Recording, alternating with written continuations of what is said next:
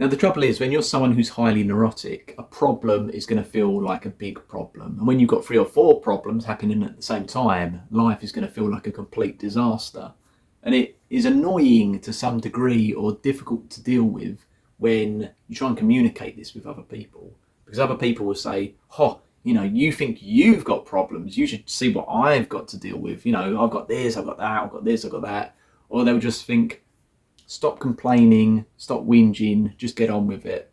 Complaining about the problems in your life isn't going to solve the problems. But it might be easy for them to say that, or easier for them to say that, because they're not you. They don't know what it's like to be you. And my observation of life is that most people have no idea that other people are experiencing life differently to how they experience life. Like, when they see red, they think you're seeing the same colour of red. When they look up in the sky and see blue, they think, oh, well, you must be seeing blue. But how do they know that? How do they know that 2 people are experiencing the same colour? You could never know exactly what one's experience of something is like unless you are them.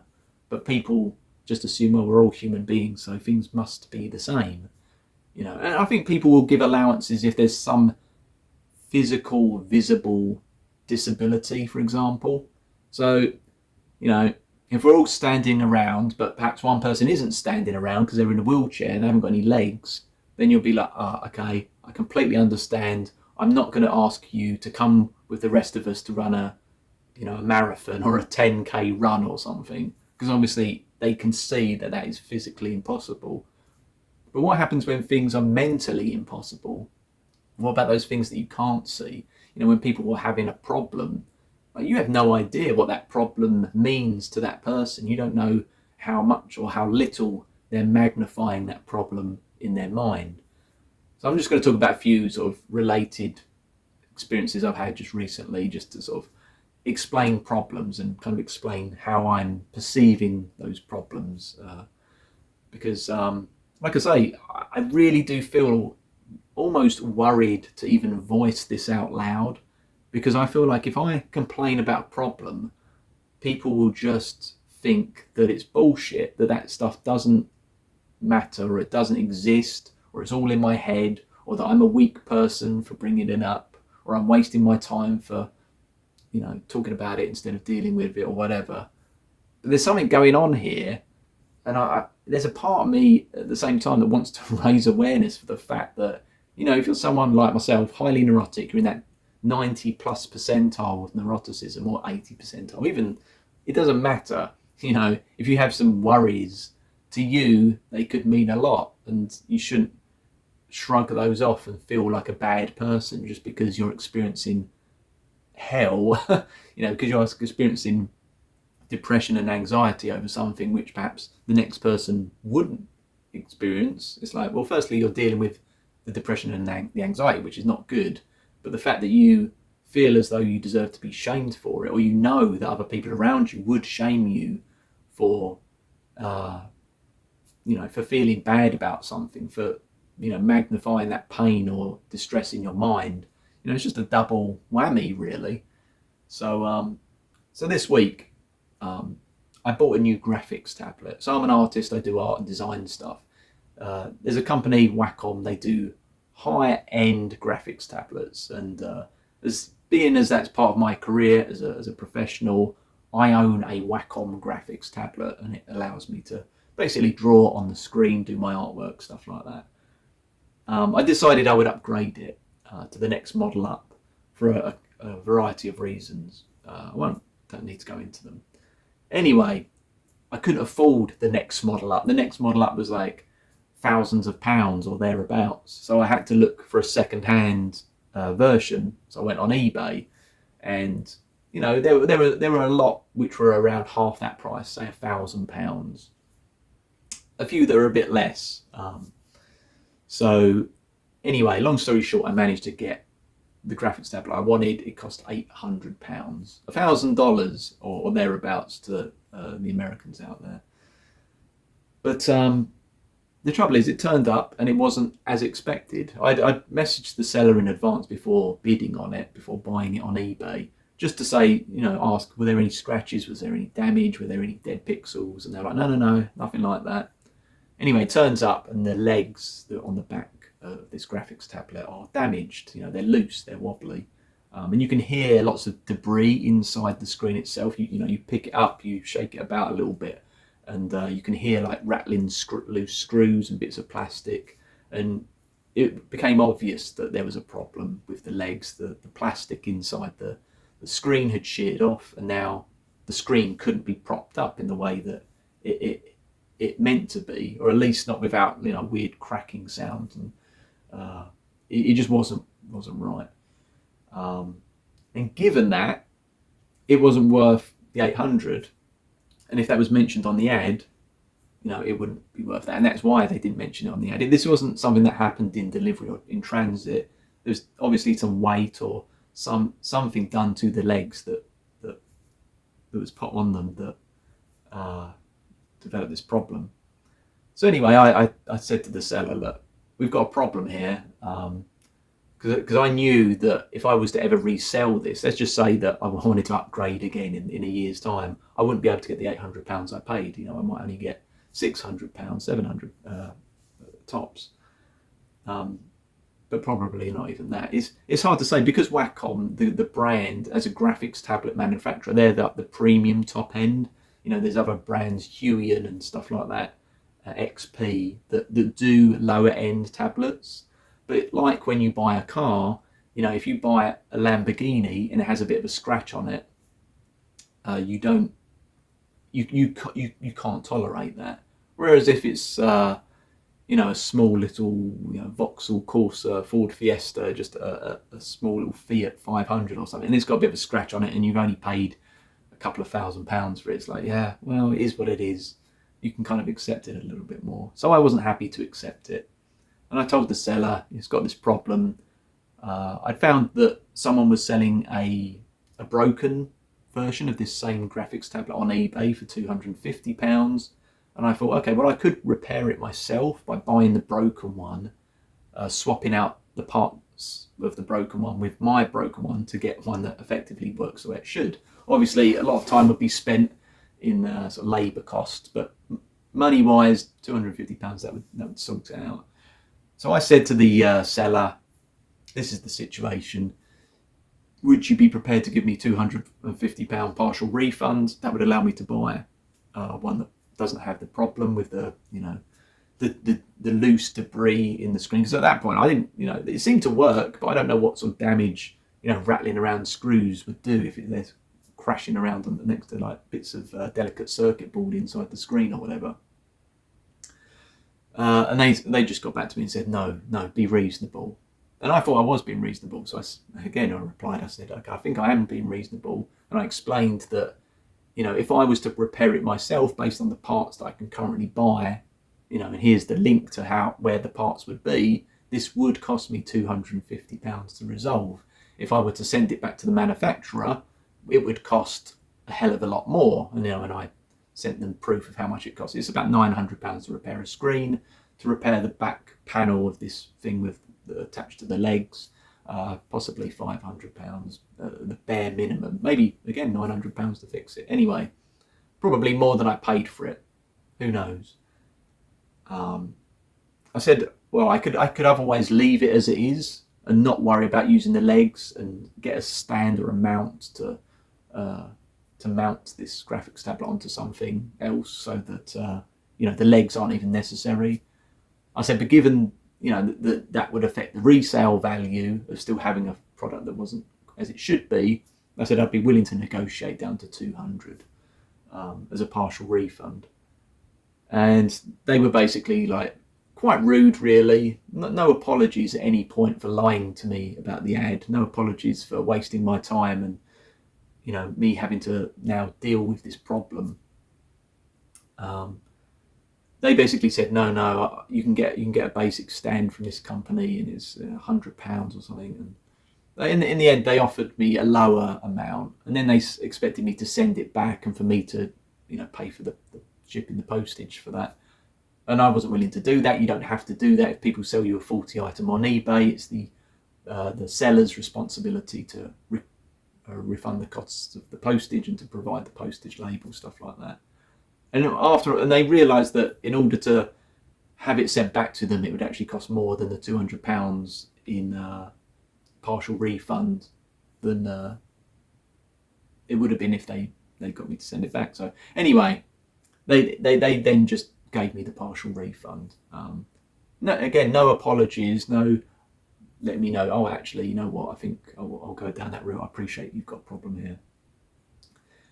And it doesn't sound like much, I guess, but that whole confrontational process, I've kind of laid it out very matter of fact, but it really pissed me off, and I was getting really stressed over it because, I'd ordered this product and I'd finally found one at a price point that I could just about afford. Because I kind of thought, well, if I sell the one I've currently got, that would be able to then pay for the majority of this new one that I've currently bought. So, it's not like I'm paying out all that money. I'll be able to recoup a lot of the money from the sale of my previous tablet. But yeah, the whole process of like going through trying to figure out, how much, trying to figure out how much it was kind of worth and guesstimating that based on the resale value given the faults and stuff. Yeah, it kind of really pissed me off. And then on top of that, I then took the screen apart myself just to try and get rid of some of the debris and the screws out of it and to, inspect the insides. And yeah, it's something which can't be fixed without a replacement back. I mean, there might be a way to rig it with, lots of super glue and wooden panels or something on the inside of the screen, but the way the screen's constructed, not really. So yeah, I took out some of the debris inside the screen, put it all back together, and now it's it's okay now. Like, I've accepted that. Okay, at the end of the day, it's now reduced the cost of this, what would have otherwise been maybe a £2,000 or close to tablet if I bought it straight from the manufacturer from Wacom. I got it for £600. I guess it was a pretty good deal. But I guess as someone who's a bit of a perfectionist, unfortunately, I like all my stuff, premium products, like I say, to work and be as they should. So it kind of niggles me that I've kind of got I'm working with a slightly damaged product here. It would be the same as if, the Lamborghini example, someone just giving you a bumper sticker to cover up the scratch. It's kind of like, well, yeah, it does cover it up. So it isn't actually a problem, but I know it's there, and because it's a premium product, it matters more, So anyway, I started trying to get my old screen, uncable that, because like all the cables go to the back of the room and they're kind of tangled with a load of other cables and they're behind other things, and it was a bit of a job to actually get the cables out from the old tablet. And then I was going to put the new tablet in its place, but then I realised that one of the cables was too short and I would need to get an extension for it. And anyway, this whole process of just buying a new tablet, I know I've been quite specific and gone off on one a bit, I do apologise, but the whole process became a big job, it became quite stressful. And it's just, I don't know, I guess it shouldn't have been as stressful as it was, but it was. And at the same time, I'm dealing with basically I had a job recently, I mentioned this in a previous video, and I was not being given any shifts, and I didn't know if I would be given any shifts, and I'm worrying about money basically, and I'm having the boss of that company mess me around a lot. So that was on my mind while I'm dealing with this graphics tablet problem. I'm also dealing with a hard drive problem. So I bought a external hard drive, again, second-hand eBay job, paid half the price of what it would have been new, which is what it is worth. That's what hard drives are worth. But again, it didn't work. So then I'm having to again go back to the customer and I said, look, I've done a test on it with this analytic software that that shows there's some bad sectors on this hard drive. It needs replacing. They didn't really understand what they had. They didn't understand that it could be tested in that way. They just said it all works perfect, and turns out it doesn't. So then I'm having to go backwards and forwards with them. Unlike the person sending the graphics tablet, they weren't rude or dismissive, but they did keep asking me questions like, "Oh, do you think I could maybe resell it, in the condition it's in? Or can I just ask you what you were going to use the hard drive for?" All these dumb questions. I mean, what else am I going to use a hard drive for? I'm not going to use it as a hat. I'm not going to use it as a decoration or a coaster. I mean, you could, but no, I'm going to use it to store data on, because I want to back up the data on my computer so that if anything happens to my computer, I have a backup and my life isn't over, basically. So yeah, I'm dealing with that stress on top, and yeah, there's a few other problems here where it was anyway. All these little things were culminating this week and just really burning me out, and I got to a point where I'm just losing sleep over it. These to some people are small things. It's just like, yeah, you buy shit.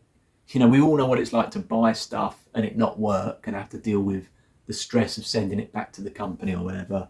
More stressful when it's a used product online, because there's a lot more sort of, I guess, moving parts to it. That these days a returns process on something like Amazon is fairly straightforward. You just have to, they'll print you out a label straight away, no questions asked, and you send it back. But even like with this hard drive issue, I now have to go to the post office and I have to repack up their hard drive they sent me, tape it all back up, make a trip to the post office to get a label to then send this item back, to then eventually get my money returned to me. And the whole process of spending time testing this hard drive, I tested it in a couple of different computers just as well, to begin with, just to check that it wasn't just some weird anomaly on my hard drive, on my computer.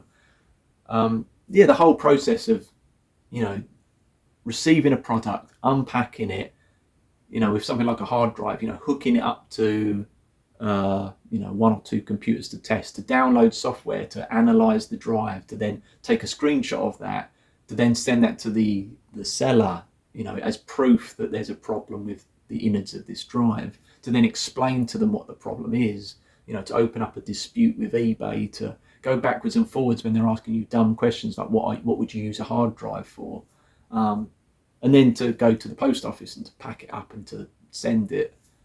Like, the whole process, it's just eaten into my life. At the end of the day, I've achieved nothing from it.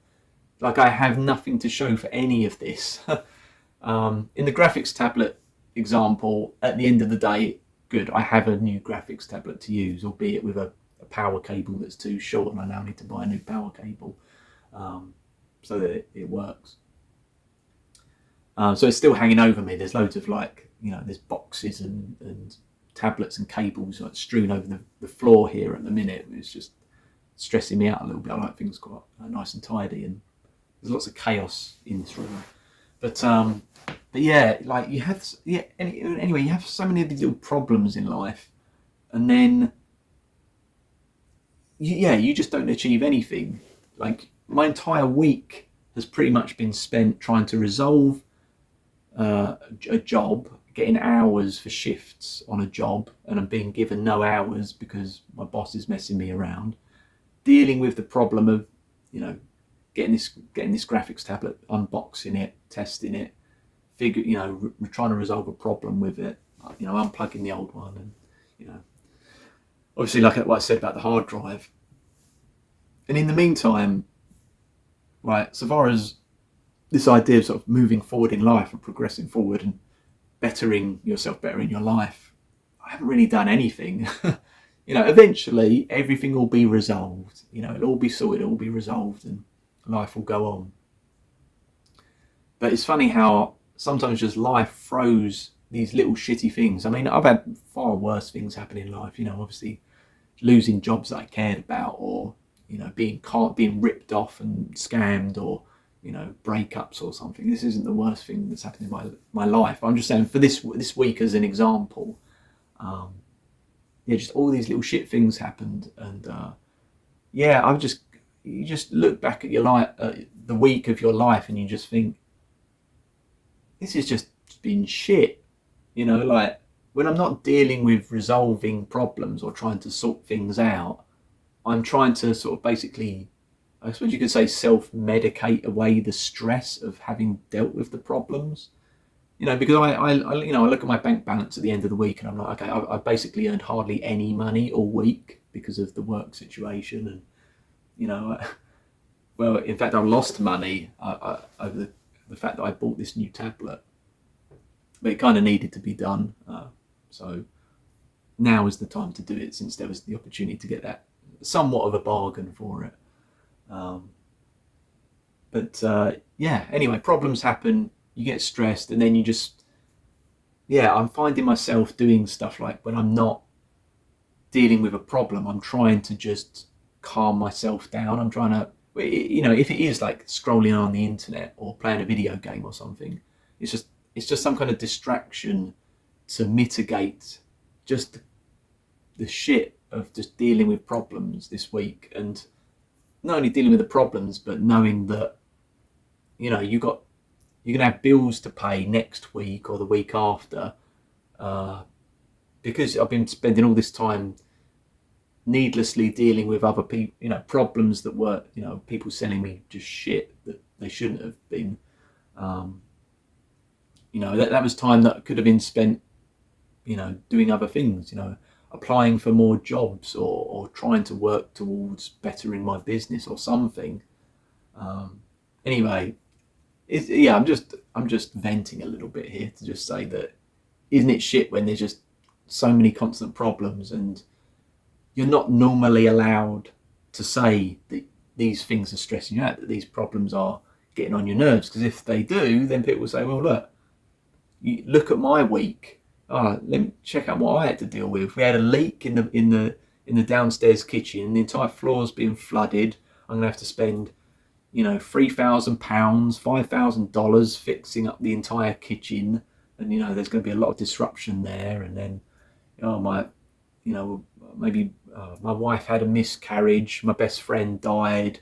My parents have got an illness, and it's like, look, I'm sure that we're all having problems, and I'm sure that my problems pale in comparison to those sorts of things. And I'm not trying to have a competition with people, but I'm just trying to make the point that even a week like this week, where comparatively things are shit, but not really shit, I'm still feeling very much stressed and overwhelmed by it, to the point where I almost feel like the week was a write-off. That there's been no happiness in the week. It's just been spent dealing with problems and then trying to sort of soothe myself, to try and like not go crazy and go into a massive depression spiral. So anyway, I don't know why I felt like I needed to share all of this, given the fact that my channel doesn't really get any views. No one's ever going to see it anyway, so it doesn't really matter. But I just wanted to make the point, and if anyone ever did watch this, let me know what you're dealing with. Let me know if you've had shit problems and you want to vent, because sometimes that's good just to get it off your chest. And I guess we're all in this game of life together. So it's not easy sometimes, but doesn't mean we can't just mention it, I guess.